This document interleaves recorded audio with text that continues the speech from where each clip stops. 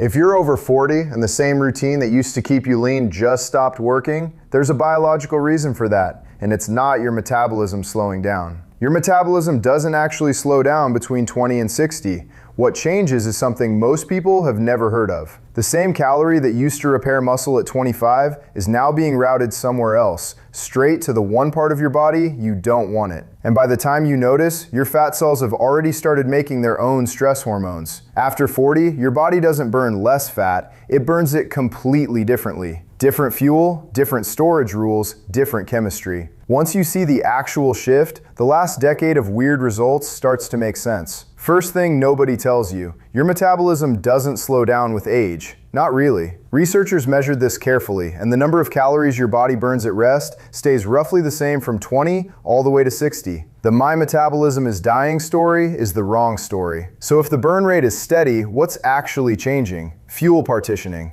That's a fancy way of saying where each calorie ends up. At 25, a calorie went to muscle repair, brain activity, refilling your glycogen tanks. Useful places. At 45, that same calorie can get routed straight into a fat cell wrapped around your organs. Same food, same number, completely different destination. Your metabolism is fine, it's the routing system that's gone rogue. And the place those calories are being rerouted to has a darker secret. It's not just storing energy, it's manufacturing something. The fat around your belly, the deep stuff, the visceral fat wrapped around your organs, isn't passive storage. It's an organ, it has a job, and it's not a good one. Inside that tissue is an enzyme called 11-beta-HSD1. You don't need to remember the name, you need to remember what it does. It takes inactive cortisone, a hormone your body makes normally, and converts it into active cortisol, the stress hormone, right there inside the fat cell. Read that again. Your belly fat is generating the exact stress hormone that tells your body to store more belly fat. It's a closed loop. The more visceral fat you carry, the more cortisol it makes. The more cortisol it makes, the more your body stores. Your belly fat has a job. It's making the chemical that builds more belly fat. Job security. Most people don't realize their belly fat is technically an endocrine organ, on par with the thyroid and how much it influences daily hormone levels. This is why generic, just lower your cortisol advice falls flat for so many people over 40. The cortisol isn't only coming from your stressed out brain. A meaningful portion is coming from the fat itself. You can't meditate your way out of an enzyme. If managing stress alone can't break the loop, something else has to. Which brings us to the part of the body that used to do that job and is quietly disappearing.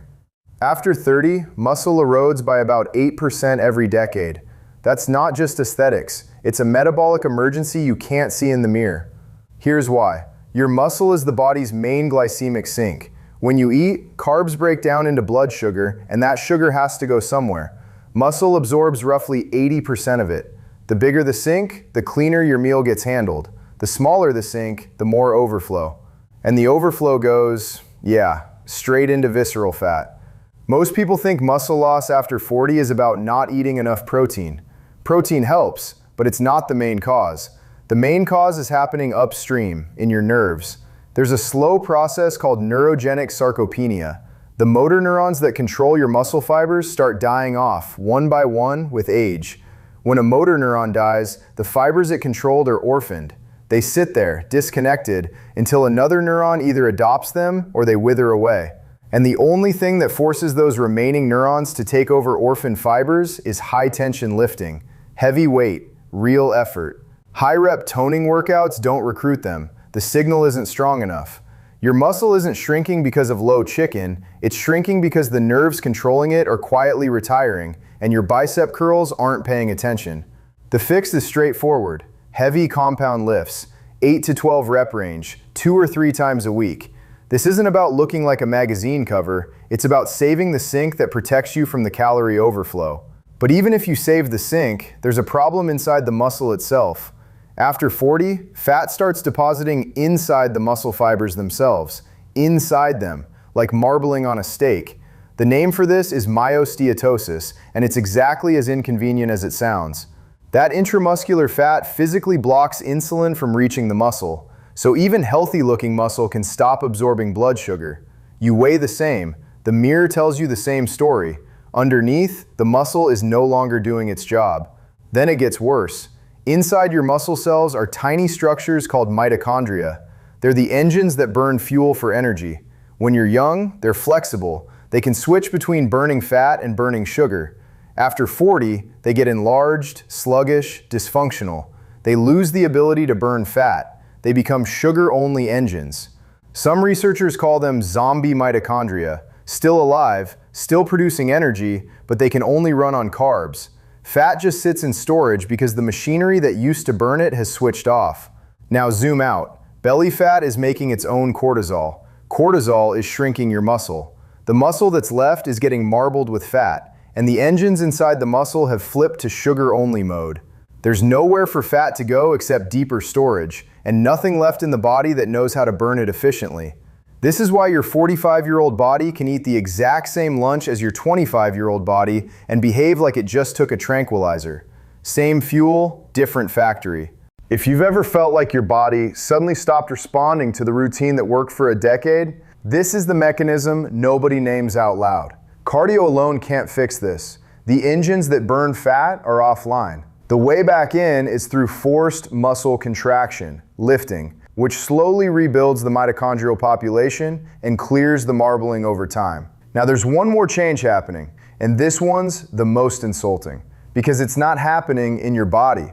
It's happening in your brain. You're not lazier at 45. You just lost some neurons. Specifically, you lost orexin neurons. These are the brain cells responsible for the subconscious itch to move, the fidget, the pacing, the drumming your fingers on the desk, the standing up to stretch, the taking the stairs without thinking about it. All of that came from orexin firing in the background. After 40, you start losing those neurons, and as they go, the itch goes with them. Your non-exercise activity, all the movement you do that isn't a workout, drops by about 29%. That's a huge chunk of your daily calorie burn that just evaporates. Willpower can't fix it, because willpower isn't what was generating the movement in the first place. The neurons were. The practical move is to bring deliberate movement back, 10 to 12,000 steps a day. Not because the heart needs the cardio, because the orexin gap has to be patched manually. The walks are filling the hole the neurons used to fill automatically. But there's one more thing happening upstream of all of this. It starts in the brain, and it can flip in less than a week. This one stops people cold the first time they hear it. You can give your own brain insulin resistance in 5 days. 5. The hypothalamus, the part of the brain that controls hunger and energy balance, can stop responding to insulin in less than a week of processed fats and sugars. That fast. The fat cells are fine. The pancreas is fine. The signal is being sent. The brain just stops hearing it. Once the brain stops hearing insulin, it stops registering fullness. Hunger goes up. Eating goes up. Calories get routed straight to storage because the upstream off switch is broken. By the time any of this shows up as fat gain, the wiring has been failing for weeks. Some researchers now call this the brain-fat axis. The failure isn't in the fat cell, it's in the brain, which means most fat loss advice is aimed at the wrong layer of the system entirely. Layer another change on top. After 40, testosterone drops in men. Testosterone has a quiet job nobody talks about. It inhibits an enzyme called lipoprotein lipase. That enzyme is the gatekeeper that opens fat cells for storage. When testosterone falls, the gatekeeper steps aside. Fat from your meal starts routing to the belly by default. 5 days of processed snacks and your brain stops registering fullness, which means you'll eat more, which means more processed snacks. The trap closes fast. 2 specific levers help here, and they're cheaper than any supplement. The first is shifting your eating window earlier. Early time-restricted feeding, roughly between 10 in the morning and 6 in the evening. The exact same meal eaten at night produces a much bigger insulin spike than the same meal in the morning. Your circadian rhythm is wired for daytime food. Eat against that wiring and you pay double. The second lever is a 15 to 20 minute walk right after your largest meal. That single walk blunts the glucose rise by about 10 to 20%. Same food, different chemistry.